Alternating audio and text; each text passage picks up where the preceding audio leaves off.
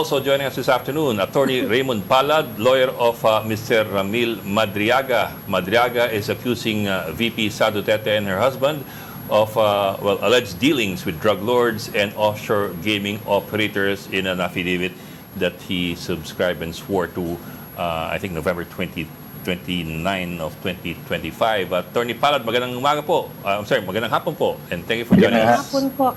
Good afternoon Hi, po sa inyo Attorney. sa mga tagapanood ninyo. Yes, Good sir. afternoon po. Yes, sir. Sir, to begin with, sir, can you give us a status of Mr. Madriaga before anything else? Exactly what is his status now? Where is he? And what is his condition? As of now, nakadetain siya sa Annex 2 sa Bikutan facing the kidnapping case sa RTC Manila. Hindi pa po siya convicted na sa prosecution sa evidence pa po yung case niya doon.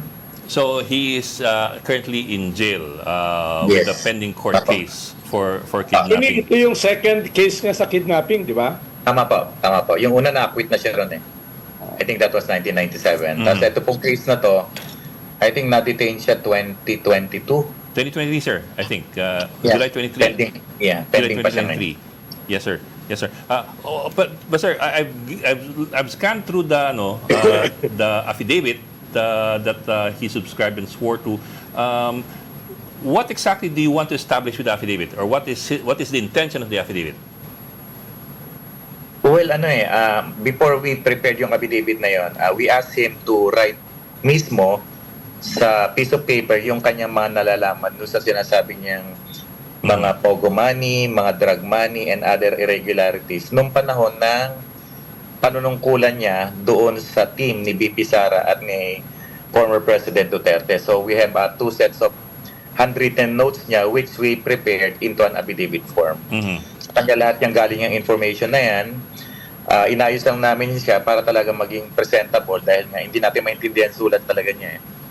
Yes, sir. But when you say we ask him to write it down, who are you referring to?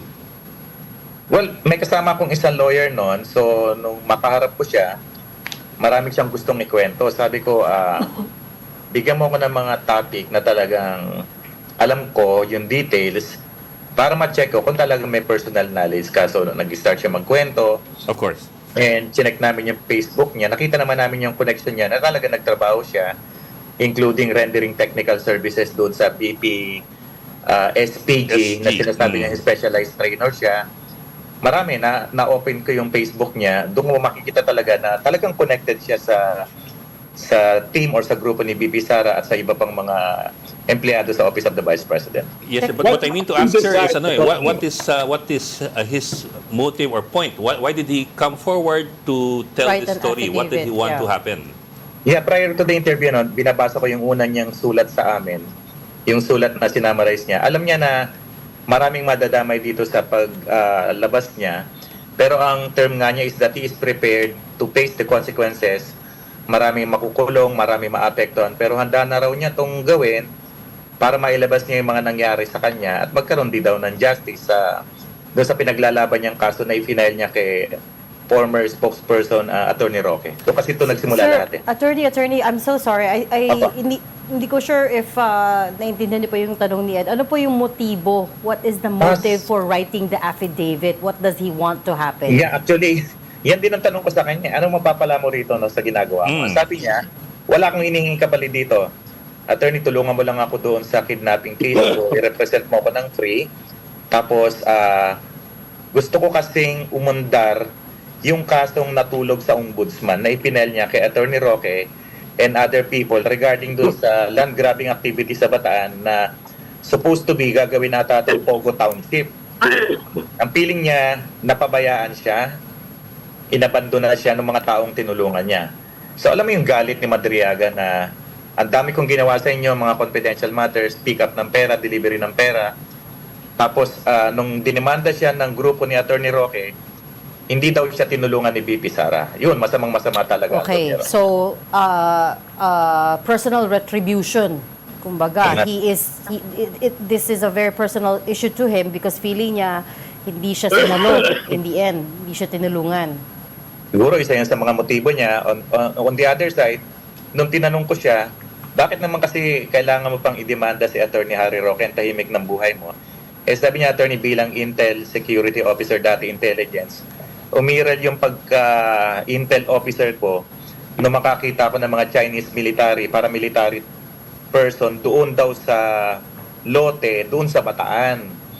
Kaya sa halip na tahimik yung buhay niya, nagsimula siya ng problema, nag-boomerang siya, pato nakaso ng kidnapping. Kaya siya nakakulong ngayon. Pero attorney, anong connection niya doon sa lugar na yun sa Bataan? Bakit siya nakakasama ron? Ang kwento niya sa akin is that binigyan siya ng extra work as bodyguard, security Yes. officer ng isang Chinese family na related din sa Pogo. Oo. Tapos, So extra income yon. Then later on, nung nakita niya na may mga parang Chinese-looking person doon sa lote na yon, I think 47 hectares yun, nagkukuha siya ng picture, then nag-file siya ng kaso sa ombudsman. Doon na nagsimula yung problema niya. At later on, inakusahan siya ng pamilyang binabantayan niya ng kidnapping at ang naglo-lawyer, private prosecutor, yung law office ni Atty. Roque. Doon na nagsimula yung problema nila. so nag-aaway-away actually, yung dati niyang amo, saka yung kliyente ni Harry Roque. Yun ang pinagmulan nun. Yan ang pinagmulan po nun ay yung pamilya kung saan siya nagbabodyguard, yun ang Yes. nagreklamo ng kidnapping, tapos ang nagrepresent Oo. doon sa victim, si Atty. Roque. Mhm. And then nung... Bakit siya sinasa- nag-file kay Atty. Roque ng Well, reklamo? Kasi meron daw siyang mga nakita mga Chinese paramilitary doon sa lote kung Mm. saan gagawin parang Pogo Township yung lote na yon. Pogo, oo. Yes, umiral yung pagiging makabayan daw niya. Kaya nagsumbong siya sa intelligence, sa ombudsman, pero pinatulog nga daw yung kaso. Tapos, nag-boomerang na yan. Later on, may kasong kidnapping na nagdemanda mismo kung sino yung binabantayan niya. Siya ang pinalabas na nag-kidnap at anong private prosecutor nga, yung law office nila, Atty. Roque. Diyan nagsimula lahat. Anong status ngayon ng kasong yan involving Harry Roque? Na Anong status ngayon? nasa prosecution evidence pa, I think ang hearing is December 12, tomorrow. Last Yes. witness ata ng prosecution evidence pa. Meron ba kayong papeles sa attorney? Elmawa yung mga sinampan niya sa ombudsman, etc. Meron lang ako nung first page yes.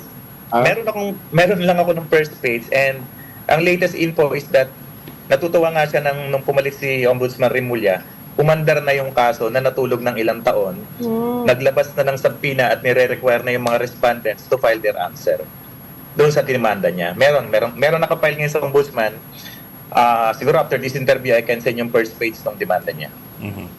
Saka yung subpoena. Pero kailan ba niya final yung unang complaint niya? Anong taon yun? Hindi ko hindi kasi akong lawyer nung Kasi time yung na yun. Pogo, nag-umpisa yan nung panahon lang ni President Duterte. Definitely, bago siya nakulong nung nagsampa siya ng kaso sa kidnapping, sa ombudsman na pinatulog daw. Pero attorney, if I may, Apo. let me get now down to the brass tacks dun sa affidavit na pinirmahan niya nung November 29. 29. Yeah, 29. He had several assertions in his affidavit. I'm wondering if we can prove these assertions kasi among them, sinabi niya may dinalang 2 sasakyan ng DepEd pa ginamit containing several duffel bags of up to 30 plus million each. And these were distributed to various places, Laguna, isang comedy bar, pati sa office ng ombudsman. Yes. Does he have anything with which to prove these allegations or assertions? Whether it's photographic or video or I don't know, GPS time links, anything that could back this up? Actually, tinanong ko rin po yan. Ang sabi niya, lahat ng operation na ginagawa niyan to, kumukuha siya ng mga pictures using his cellphone. Pero nung maaresto siya doon sa kaso ng kidnapping, 3 mobile phone niya kinumpis ka ng mga pulis at iyon nakasurrender sa RTC Manila. Na hanggang ngayon, hindi naman siya ginamit ng prosecution as evidence to prove yung relationship sa kidnapping. So, darating yung time, mabubuksan natin yung mobile phone na yun at siguro makukuha natin yung mga pictures na sinasabi niyang pag-iiwan ng pera sa mall, kung saan siya, kasi mahilig siya mag-picture pati daw yung mga Chinese, yung mga paramilitary sa loob ng Bataan property, may mga pictures daw siya nun. Sabi ko siyempre, madaling magsabi, pero kailangan natin ng proof. Kaya lang masyadong mabilis yung pagkakataon ngayon. Yung phone is still in the custody ng RTC. Pero pag pumasok na siguro dito yung issue ng national security, baka masampi na yan, maporensik yan at makita talaga natin kung sino mga katext niya, kung kanino mga numbers ang nandoon. At sinasabi niya, lahat nitong mga sinasabi niyang mga numbers na to ni former President Duterte, naka-save sa kanya yan. Number ng iba pang mga nag-uutos sa kanya, yung mga text messaging nila, nandun daw lahat sa 3 mobile phone niya. Iba-iba kasi ang In phone niya custody of the RTC. So Yes, at RTC po. we're supposing or we're assuming that these should be intact. Tama ho ba? Yes, hindi naman siya na forensic examination So, hindi siya napabuksan. In fact, he will use that dun sa defense niya sa kidnapping. And siguro kung talagang magkakaroon ng opportunity, masampi na yan, ma-forensic examine yan, makikita daw natin lahat doon ng mga sinasabi niya, doon sa mga lakad niya na madalas siya mag-take ng picture talaga sa mga operation niya. Itong grupong allegedly called ISIP, Inday Sara is my president. Is this true? Is this Yes, actually, hindi yan talagang eksaktong pangalan yan yun lang yung talagang parang name na ginamit nila. Iba talaga nasa SEC siya na verify namin, but not Inday Sara, it is ISIP Pilipinas. Oh, It ISIP was Pilipinas, registered pero allegedly siyang national convener talaga. Siyang national convener. Sino pang ibang prominent people ang kasama niya dyan, attorney? Dito sa ISIP. Sino iba pang mga prominent people, politicians ang kasama niya dyan? Ang sabi niya, nung ginawa niya Organized ng ganyang kasing movement, siyempre may mga kilalang tao na kasama ka dyan. Dahil ikaw, hindi ka naman masyadong kilala ang sabi niya is that mga kasamahan, naging classmates ni PP sa College of Law San Sebastian, particularly, isang nabanggit niya sa affidavit, yung Ombudsman Prosecutor Ryan Kilala. Isa yan sa mga kasama niya sa grupo. Ang convener siya, tapos co-founder ata si Attorney Kilala. Base doon sa mga pictures na nakita ko, sa mga awarding nila, recognition ng mga works nila doon sa ISIP na yon, ISIP Pilipinas. It is registered sa SEC, na-check namin. Sir, tapos the amounts that were cited in the affidavit, you have, I think, 33 million in one particular letter C, 1 billion pesos cash inside Supergrandia. How do we know this to be to be an accurate accounting of the money involved? Kasi malaki-laking pera to 1 billion. Actually, tinatanong ko rin yan Siyempre, sobrang laki niyan. Sabi ko, binubilang mo ba? Binubuksan mo ba? Kumukuha ka ba? Ang sabi niya, may mga pagkakataon mismo na pag binigay sa kanya yung kotse na may susi, sinasabi na kung magkano laman yan, o 1B yan, o 800 yan, or 80 yan. Sinasabi sa kanya yung amount. Let's say may bag drop. Kung iiwan niya sa mall, alam niya yan. At sabi pa nga niya, attorney, siyempre, intel naman ako. Pag naglapag ako ng susi sa gulong, didistansya lang ako, titingnan ko kung sino yung kukuha. O nakikita ko, minsan mga tao ni BP, minsan related sa ombudsman. Basta, alam ko yung amount kasi sinasabi sa akin. Tapos, yung dinidescribe pa nga niya yung mga duffel bag, paano mo nasabing 30 o 35 yan o 40? Attorney, siyempre, binubuksan ko yan. Pag maluwag ang pera, yung duffel bag na yan, alam ko yan, naglalaro sa 30. Pag siksik talaga yun, naglalaro sa 50 yan. Kasi binubuksan ko naman. Ako talaga naghahatid, sabi niya. Marami siyang binanggit na mga places kung saan naghahatid. Siyempre, as lawyer, hindi naman tayo basta naniniwala agad. In fact, habang ginagawa niya yung installation niya, sinusulat niya. Ako na yung nagko-cross-examine sa kanya Diba? Parang mahirap kasi maniwala sa kwento lang. Kailangan natin suportahan yan.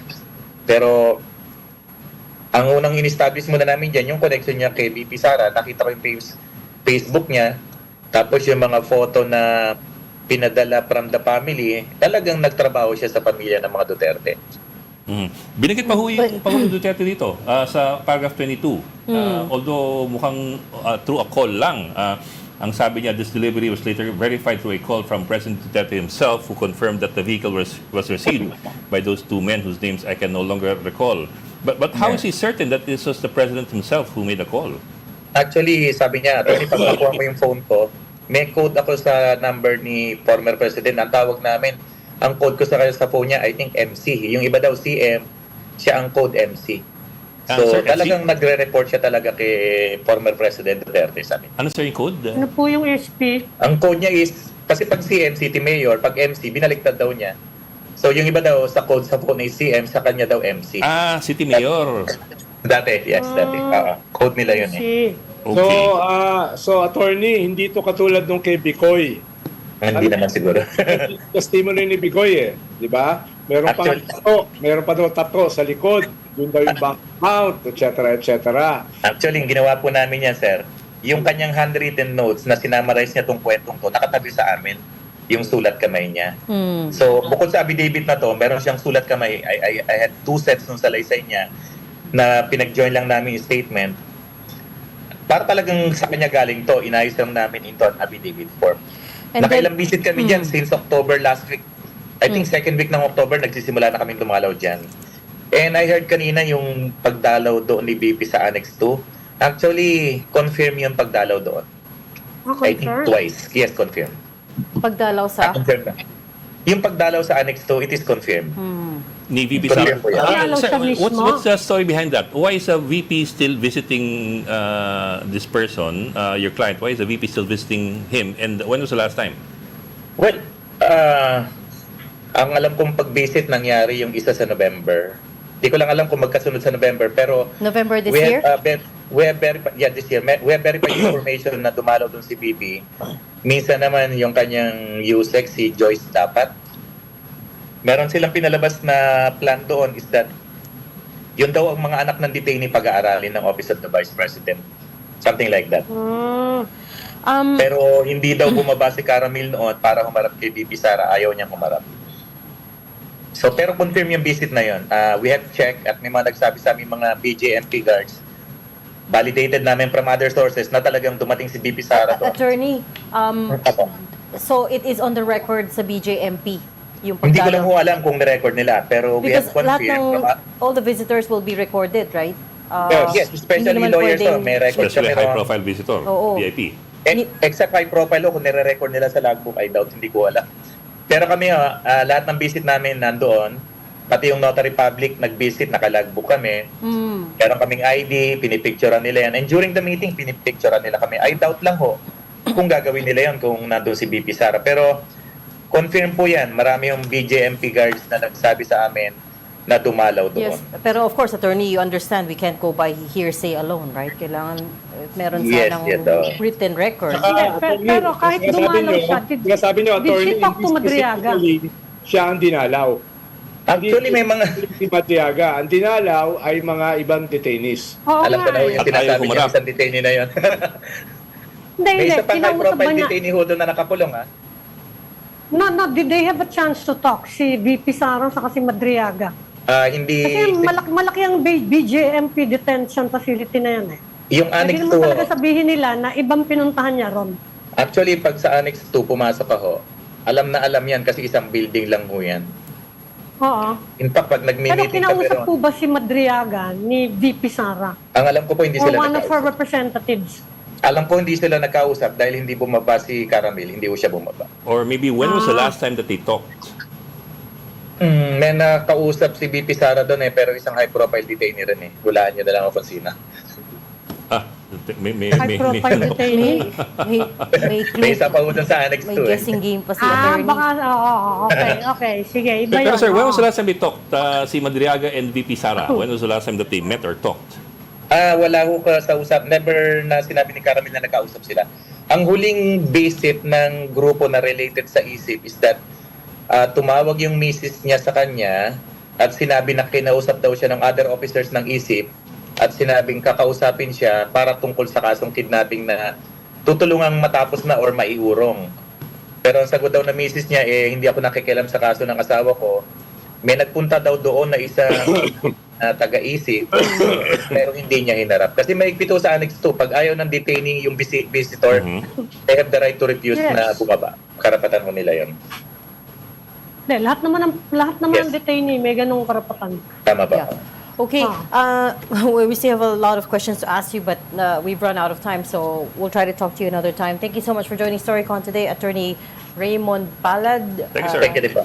Thank you. Attorney Sige Thank pa. you, Mr. Attorney. Ramil Salamat po. Madriaga, who has made serious allegations against the Vice President.